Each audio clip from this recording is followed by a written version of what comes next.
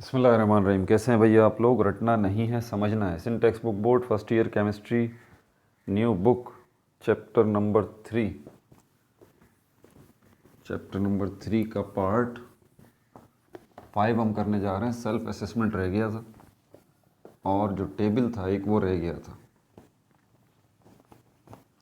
जो बच्चे entry test को अपने जहन में रख के स्टडी कर रहे हैं वो तो समझते हैं कि हाँ ये टेबल भी अहम है सर, और ये सेल्फ असेसमेंट भी अहम है।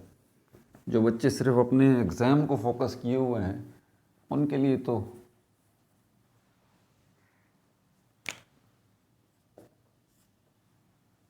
तो बस सिर्फ न्यूमेरिकल्स सॉल्व हो जाएं, ट्रिकी क्वेश्चन सॉल्व हो जाएं, बस मसला हल हो जाएगा। ठीक है, बार बार आप लोगों को जो है ना वो बूस्ट अप करता हूँ।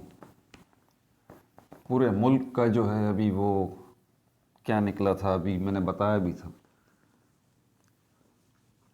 एमडी कैट के अंदर पास करने वालों को तो आप छोड़ दें ना, एमडी कैट में सिंध का हमारे बच्चों का क्या हाल है, सिंध के बच्चों का क्या हाल है। 40% बच्चे जो एमडी कैट में बैठते हैं वो फेल हैं। आगे तो कंपटीशन चलता है ना, कभी पास होंगे तो आगे जाएंगे। पास हो के मुकाबला करने वाली बात को तो आप छोड़ दीजिए, फेल हैं 40% बच्चे। ठीक है, उसकी वजह यही है कि भरपूर तरीके से तैयारी नहीं हो पाती। बहरहाल, theories of covalent bonding and shapes of molecules, copy pencil ले लीजिए, लेक्चर को नोट करना और मुस्कुराते रहना। ये रही आपकी book first year chemistry new book, और इसका पेज नंबर जो है वो आप खोल लीजिए 54। यहाँ पर एक टेबल मौजूद है और नीचे ही इसके सेल्फ असेसमेंट मौजूद है। लिमिटेशंस वैलेंस बॉन्ड थ्योरी की वीबीटी की हम कर चुके। ये बेसिकली अगर आप देखें ना, ये 5वां पार्ट बनने जा रहा है। ये एक पहला पार्ट इस चैप्टर का नहीं है, ये वैलेंस बॉन्ड थ्योरी का ही 5वां पार्ट है। बहुत बड़ी थ्योरी है, इसके ऊपर अच्छी ग्रिप नहीं है ना आपकी, तो फिर आगे आपको जो इससे बड़ी ख़तरनाक थ्योरी है मॉलिक्यूलर ऑर्बिटल थ्योरी, वो आपके फ्यूज़ उड़ा देगी दिमाग के। वो आप बोलेंगे पता नहीं सर कौन सी प्लेनेट की बातें कर रहे हैं, आप समझ से बाहर है। बहरहाल, खोल लिया टेबल आपने, तो यहाँ पर देख लीजिए, यहाँ पर डिफरेंसेस क्या हैं इसके अंदर। Difference between sigma and pi bond, इस टेबल के अंदर जो है वो difference between sigma and pi bond, इनके दरमियान डिफरेंस क्या है। To the point. और सबसे पहला डिफरेंस तो ये है, अगर आपको याद हो, सिग्मा बॉन्ड और पाई बॉन्ड जो है ना, पिछली वीडियोस आपने देख रखी हैं, क्विक रिव्यू करा देता हूँ। ये सिग्मा बॉन्ड जो है ये क्या है, सेंटर टू सेंटर, इसको हम कहते हैं centre to centre half filled orbital की जो है ना, centre to centre half filled orbital की ओवरलैपिंग है। देखिए, मैं बार बार आपको समझाता हूँ इस बात को। आपसे कोई पूछता है कि ये क्या है, तो आप मुझे बताइए कि सर ये मार्कर है। आप ये मत बताइए कि इससे लिखा जाता है या इससे ब्लैक लिख रहा है, ये ब्लू लिख रहा है। मेरा सवाल ये नहीं है। मेरा सवाल ये क्या है, सिग्मा बॉन्ड जो है वो, सिग्मा बॉन्ड की जब हम बात करें तो ये वो बॉन्ड है जो कि बन रहा है सेंटर टू सेंटर। किन के दरमियान बन रहा है? सेंटर टू सेंटर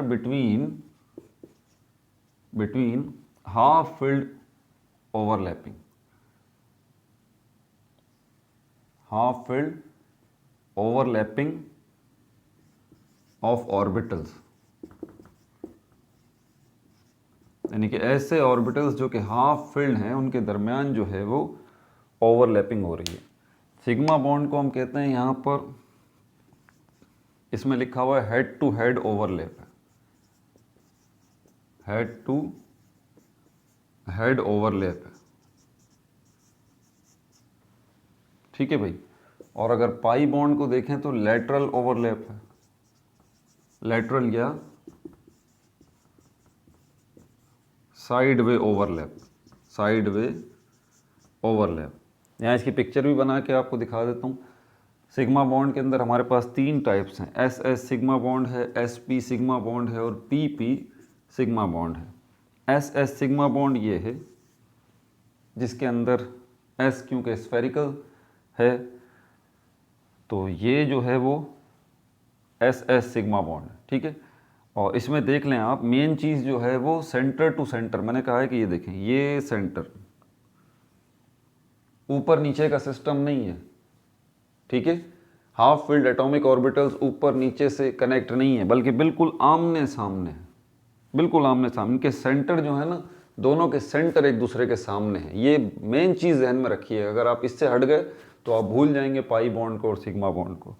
तो सिग्मा बॉन्ड की कोई सी भी टाइप है, S S, S P, P P, इनका सेंटर टू सेंटर जो है ना वो आमने सामने है।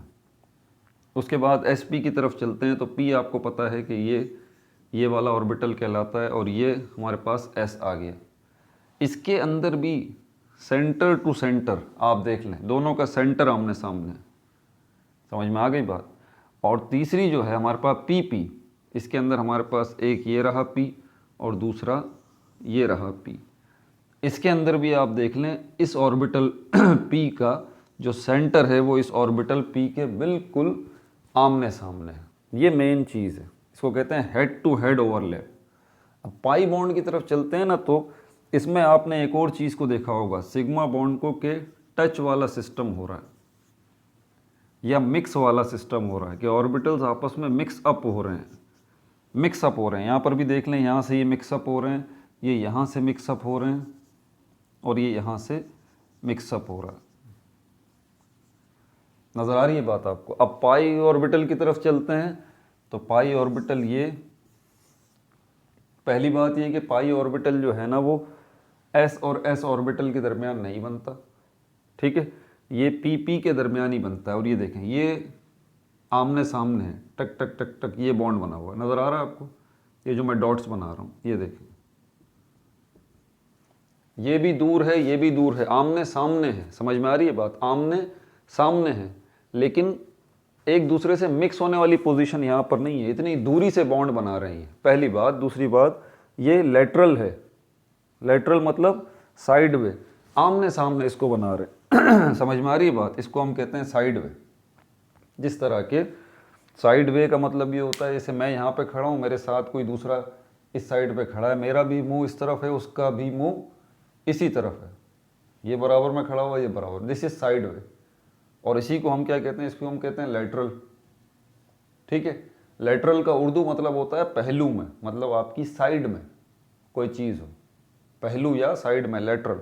तो यहाँ बराबर में कोई खड़ा हुआ है, जिस तरह मैं खड़ा हूँ इसी तरह कोई साइड में खड़ा हुआ है, मैं भी सामने देख रहा हूँ, वो भी सामने देख रहा है, हमारे दरमियान डिस्टेंस है और बॉन्ड बना हुआ है, ठीक है। तो ये लेटरल और साइड वे ओवरलैप कहलाता है। इसके अंदर तो डायरेक्टली मिक्सअप हो रहा है, ठीक है। अगला पॉइंट देख लें, इसमें क्या है। सिग्मा बॉन्ड जो है वो सिर्फ एक ही बन सकता है, बस, इससे ज़्यादा नहीं बन सकते। नोट्स में डाल लें, ये इस टेबल के अंदर भी लिखा हुआ है, only one sigma bond, only one sigma bond can make between two half filled orbitals, ठीक है। और इसके अंदर, इसमें आप लिख लें, मैक्सिमम टू दो पाई बॉन्ड जो है वो बन सकते हैं, ज़्यादा से ज़्यादा दो पाई बॉन्ड जो है वो बन सकते हैं, ज़्यादा से ज़्यादा। इसको और आसान अगर करें तो, अगर आपको याद हो, हम क्लासिकल जो इलेक्ट्रॉनिक कॉन्फ़िगरेशन है, क्लासिकल कॉन्सेप्ट है जो ल्यूइस ने दिया है, वो यही कहता है ना कि क्या बनता है, कोवेलेंट बॉन्डिंग जो है वो हमारे पास सिंगल कोवेलेंट बॉन्ड है, डबल कोवेलेंट बॉन्ड है, ट्रिपल कोवेलेंट बॉन्ड है। सिग्मा बॉन्ड आप ये समझ लीजिए, ये सिंगल कोवेलेंट बॉन्ड है, और पहला पाई बॉन्ड जो है वो डबल कोवेलेंट बॉन्ड है, और दूसरा पाई बॉन्ड जो है वो ट्रिपल कोवेलेंट बॉन्ड है। समझ में आ रही है बात आपको। अच्छा, अब आगे चलते हैं, ये वाली बात भी हो गई। उसके बाद हमारे पास जो है वो, ये बात याद रखना है, जब दो एटम्स के दरमियान बॉन्ड बनता है, ठीक है, तो सबसे पहला बॉन्ड सिग्मा बनेगा। मिसाल के तौर पर अगर हम नाइट्रोजन को ले लेते हैं, इसको देख लीजिए आप, ट्रिपल बॉन्ड बना हुआ, ट्रिपल कोवलेंट बॉन्ड। तो पहला बॉन्ड जो बनेगा वो सिग्मा बनेगा, दूसरा बॉन्ड जो बनेगा वो पाई बनेगा, तीसरा बॉन्ड जो बनेगा वो भी पाई बनेगा। समझ में आ गई बात? तो first bond always sigma, first bond always sigma, VBT कहती है। ये मत भूलिएगा, ये वीबीटी का ही पांचवा पार्ट है, इससे बाहर मत निकलिएगा। जब सवाल आपसे पूछा जाए तो क्लियरली आपने चेक करना है कि वो किस सर्किल में आ रहा है ये सवाल आपका। क्या वैलेंस बॉन्ड थ्योरी के अंदर आ रहा है? वैलेंस बॉन्ड थ्योरी बहुत बड़ी है, तो गुम मत हो जाइएगा। इसके बाद मॉलिक्यूलर ऑर्बिटल थ्योरी आ रही है। अभी तक जितना भी हमने कुछ पढ़ा है वो सब का सब वैलेंस बॉन्ड थ्योरी के मुतालिक है। तो वैलेंस बॉन्ड थ्योरी ये कहती है फर्स्ट बॉन्ड ऑलवेज सिग्मा, ठीक है भाई, ये इसका सिंबल आ गया। Second and third always sigma and sigma, sorry pi and pi, इसको पाई 1 कर लेते हैं, इसको पाई 2 कर लेते हैं। तो सेकंड जो बॉन्ड बनेगा वो पाई बॉन्ड बनेगा, थर्ड बॉन्ड जो बनेगा वो पाई बॉन्ड बनेगा। अच्छा, एक और भी बड़ी अहम तरीन चीज़, बच्चे जब इन डेप्थ जा रहे होते हैं ना तो वो कभी कभी भटक भी जाते हैं, तो आपने भटकना नहीं है। हमारे पास केमिकल बॉन्ड की 2 ही टाइप्स हैं, बस भैया जहन में रखें। एक आयोनिक बॉन्ड है, दूसरी कोवलेंट बॉन्ड है। आयोनिक बॉन्ड के अंदर इलेक्ट्रॉन ट्रांसफ़र हो जाता है पूरा, कोवलेंट बॉन्ड के अंदर इलेक्ट्रॉन्स की शेयरिंग होती है। समझ में आ रही है बात आपको? तो हम जो पढ़ रहे हैं अभी, जितनी ये वैलेंस बॉन्ड थ्योरी है, देखें कितनी आसान सी बात अगर आपसे पूछ ली जाए कि वैलेंस बॉन्ड थ्योरी जो है वो आयोनिक बॉन्ड के बारे में है, तो आप बोलेंगे पता नहीं यार, ये तो पता ही नहीं है। अब सामने की बात है, पता ही नहीं है भाई, आयोनिक बॉन्ड का तो जिक्र हो ही नहीं रहा इस चैप्टर के अंदर। ये पूरा का पूरा चैप्टर है ही कोवलेंट बॉन्ड से मुताल्लिक, ये बात जहन में रखिएगा, कहीं आप ये गड़बड़ कर दें। तो फर्स्ट हो गया, सेकंड और थर्ड ये होंगे, ठीक है भाई। Orbital free rotation is possible, orbital free rotation is possible. इसका क्या मतलब हुआ कि orbital free rotation is possible, orbital का कॉन्सेप्ट बता दिया है, शुरू से समझाता आ रहा हूँ, स्पेस वर्ड से समझाया था मैंने। अब मैं दोबारा वो सारी डिटेल तो नहीं बता सकता।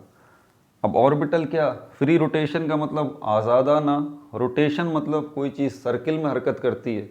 तो क्या ये ऑर्बिटल जो है क्या वो हरकत में है? बिल्कुल हरकत में है भाई। ऑर्बिटल असल में इलेक्ट्रॉन्स की बनाई हुई इलेक्ट्रिक फील्ड ही तो है जो उसके इर्द गिर्द मौजूद है, ठीक है। अगर मैं ये कह रहा हूँ कि ये एस ऑर्बिटल है तो इसके अंदर कहीं इलेक्ट्रॉन मौजूद है, और ये जो है स्पेस इसके इर्द गिर्द ये इलेक्ट्रॉन की इलेक्ट्रिक फील्ड है। और इसी इलेक्ट्रिक फील्ड को, और इलेक्ट्रिक फील्ड कोई सी भी हो, मैग्नेटिक फील्ड हो या इलेक्ट्रिक फील्ड हो, फील्ड स्पेस होती है, बेसिकली स्पेस होता है, तो ये भी स्पेस ही है। और जब इलेक्ट्रॉन हरकत में है तो जाहिर सी बात है उसकी फील्ड जो है, उसका स्पेस जो उसके इर्द गिर्द जो इलेक्ट्रिक फील्ड है जिसको हम ऑर्बिटल कह रहे हैं, तो वो भी तो हरकत में होगा। कॉमन सेंस की बात है। आपसे कोई पूछता है कि एक एटम के अंदर जब बॉन्ड बन गया या अकेले एटम के अंदर इलेक्ट्रॉन जो है वो हरकत में है? बिल्कुल हरकत में है भाई। कौन सी हरकत कर रहा है इलेक्ट्रॉन? बता दीजिए। कि वो 2 तरह की हरकत कर रहा है, स्पिन मूवमेंट भी है उसकी और रेवोल्यूशन वाली मूवमेंट भी है उसकी। मतलब यही जो इलेक्ट्रॉन है ये न्यूक्लियस के इर्द गिर्द भी मौजूद है, न्यूक्लियस के इर्द गिर्द भी मौजूद है। अब जहाँ इलेक्ट्रॉन जाएगा वहाँ उसकी ये इलेक्ट्रिक फील्ड या उसकी ये जो है वो ऑर्बिटल वो भी तो जाएगा। और अगर इलेक्ट्रॉन्स ने बॉन्ड बनाया हुआ है तो ये 2 बॉन्ड, इलेक्ट्रॉन जब 2 बॉन्ड बनाएंगे तो मतलब उनकी 2 फील्ड्स आपस में इंटरेक्ट होंगी, ठीक है। मतलब उनके दोनों के ऑर्बिटल्स आपस में इंटरेक्ट होंगे। और जब इलेक्ट्रॉन हरकत कर रहा है तो यहाँ पर उनकी जो फील्ड्स हैं वो भी हरकत करेंगी। इसी की बात यहाँ पे की जा रही है कि orbital free rotation is possible. Sigma bond के अंदर ऑर्बिटल की फ्री रोटेशन जो है वो पॉसिबल है जब भी सिग्मा बॉन्ड बनाते हैं 2 एटम आपस में, 2 इलेक्ट्रॉन आपस में, ठीक है। लेकिन यहाँ पर अगर हम पाई बॉन्ड को देखते हैं, free rotation is not possible. इसकी वजह क्या है ये भी बता देता हूँ। Pi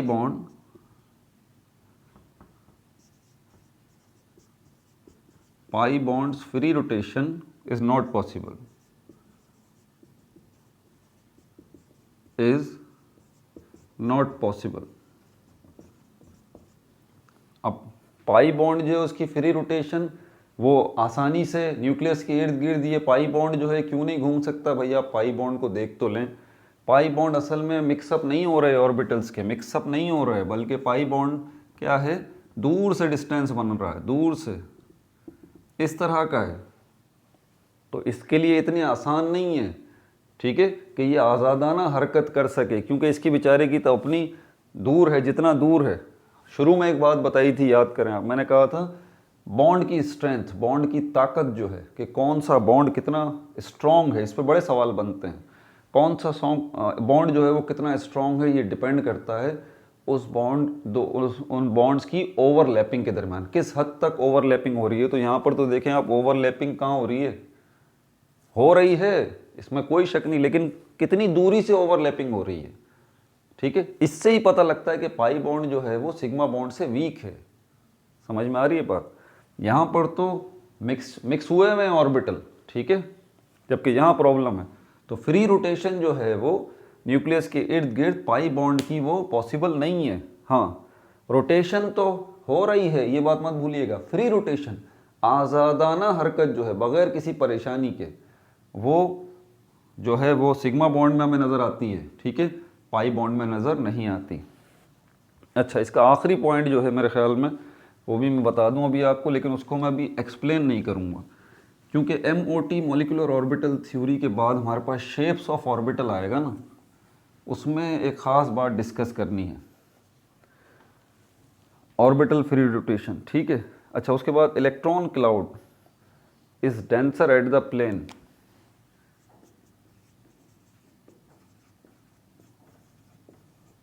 electron cloud is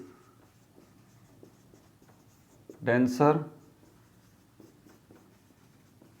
eight the plane, और आगे क्या लिखा है, denser at the plane of bond axis, of bond axis. सिर्फ इस पॉइंट को आपको समझाने के लिए ना मुझे कम से कम आधा घंटा चाहिए। इलेक्ट्रॉन क्लाउड तो आपको समझ में आ जाएगा कि इलेक्ट्रॉन्स क्लाउड मतलब इलेक्ट्रॉन्स का जो इलेक्ट्रॉन, इसको इलेक्ट्रॉन क्लाउड अगर मुश्किल लग रहा है तो इलेक्ट्रॉन्स ऑर्बिटल कर लें आप, इलेक्ट्रॉन क्लाउड या फिर इलेक्ट्रॉन्स ऑर्बिटल कर लें, एक ही बात है। मतलब इलेक्ट्रॉन्स का एक जगह पर जमा हो जाना, उनके ऑर्बिटल्स का एक जगह जमा हो जाना। So electron cloud is denser, बहुत ज़्यादा होता है, ठीक है, at the plane of bond axis. अब ये बॉन्ड एक्सिस भी आपको समझाना पड़ेगा, प्लेन भी समझाना पड़ेगा, तब जाके जो है वो बात क्लियर होगी, ठीक है। इसलिए इस पॉइंट को मैं अभी नहीं समझाऊंगा, अभी तो आप सिर्फ इसको याद कर लें, ठीक है। इसको मैं बाद में समझाऊंगा जब मैं शेप्स ऑफ ऑर्बिटल्स को डिस्कस करूंगा। Electron cloud is denser at above and below the plane of bond axis. यहाँ पर क्या है, electron cloud is denser above and below the bond axis, ठीक है भाई। यहाँ पर पार्ट 6 पार्ट 5 को भी रोकते हैं, ठीक है, मैं एक ज़रा काम निपटा लूँ ज़रूरी, फिर आके जो है ना एक पार्ट इसका 6 बना के इसके जो है ना सेल्फ असेसमेंट को भी देख लेंगे, ठीक है भाई। अपना बहुत ज़्यादा ख्याल रखिएगा। No like no subscribe, only share.